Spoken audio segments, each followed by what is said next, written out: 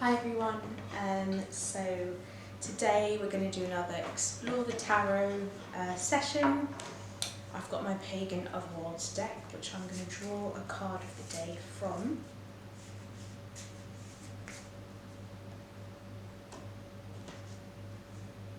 Okay, we have the Page of Pentacles.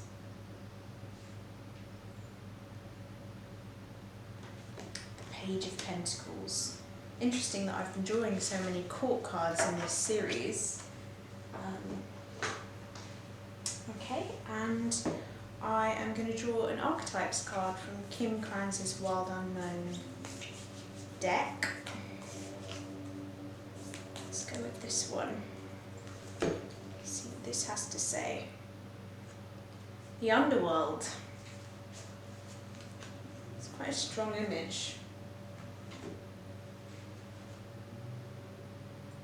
So we have the Page of Pentacles and the Underworld. Okay, I'm going to read what Kim Kranz has to say about the Underworld. Let's take a look. The Underworld. The nightmare, the ordeal, the bottom. This is no time to mince words. The archetypal territory of the underworld is fraught with nightmares, suffering and pain. It is the darkest shadow realm, which we try vigilantly to avoid or deny at any cost. Try as we might, the darkness pulls us into its depths through disturbing dream images, unexpected accidents, illness, war, conflict and ultimately death. Not visiting the underworld or denying its existence altogether is what gives it dangerous power. Traversing it forces us to bow humbly to the greater forces that be, while summoning the inner strength we previously underestimated. Take solace that the underworld subsumes everyone from time to time, making us deeper friends, more intimate partners, soldiers of light amid our shadowy times. Facing darkness and choosing light is the most profound calling of all. Search for images of a map of Dante's Inferno. What does the story of epic descent stir in you? One of the earliest stories on record is that of the goddess Inanna's descent. Turns out descending into the underworld is as old as time itself. Bravery, depth, facing our deepest fears.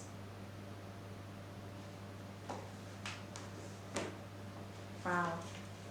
You know, as I was reading that description, it really struck me how, and maybe it's something that we always say, but it, you know, it really does feel pertinent to the times that we live in, with so much fear in the air, so many messages being spread about needing to fear for your life, and the coming down of structures that we previously thought of as very stable, you know, even in terms of our work, our working lives, you know, going to the office, having that structure in a day, and suddenly it's all fallen apart, and very quickly.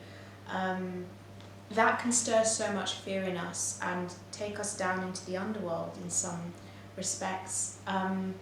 You know, another aspect of this that I think as a tarot reader I've seen it come through in the people that I read for, but also more widely, is that there's a huge anxiety about money and about living, about how we can support ourselves at a time that feels very hostile to that.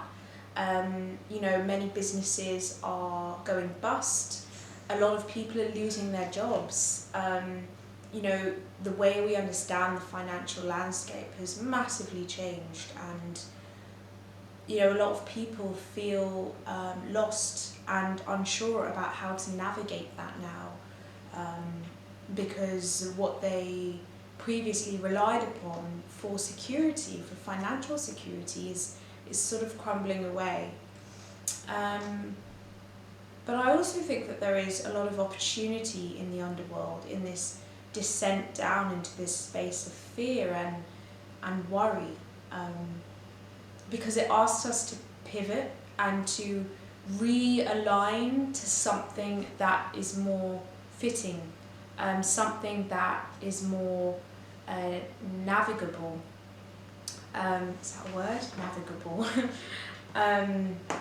Something that will allow us to re-identify with the world around us as it's changing. You know, as the world changes and our circumstances and environments are constantly changing, and at this point quite drastically and dramatically, you know, we are also being asked on the inside to realign our perspectives, to change the way we understand things. And the Page of Pentacles is all about that in terms of the material plane. You know, the page represents relearning something, or kind of having unlearned something, starting a journey of learning again, and pursuing knowledge in a way that is very innocent, in a way that is in the spirit of being a student of life, in the spirit of following the curriculum of being a human being. So the Page of Pentacles, he or she really focuses on relearning the landscape in terms of cultivating an abundance mindset, in terms of understanding the financial tools and strategies that are available, understanding who he or she is within that landscape, what he or she has to offer to the world, and how he or she can use the tools available to give and provide service, while also getting some wealth back, some security back. So the questions that really come up for me are about, firstly, acknowledging where you might feel a lot of financial insecurity in your life, where you feel that the structures that you previously relied upon are no longer working for you, and that you can't rely upon them anymore. So kind of acknowledging that underworld side that's living in you, the anxiety and the fear that that's bringing up, but then also looking outwards at the world as it is now, the online space, the digital space, which offers so much opportunity for financial abundance, for providing services and reaching new communities, and just looking at where you can lean into that more. What can you learn about these spaces? Where can you grow? What bits of knowledge can you start to accumulate that might help you rebuild a financial model for your life that feels like you're more in control of it, and that you don't need to rely on outward structures to live abundantly. And yeah, that's basically this combination that comes up for me. Let me know what you think in the comments below, and I'll see you tomorrow.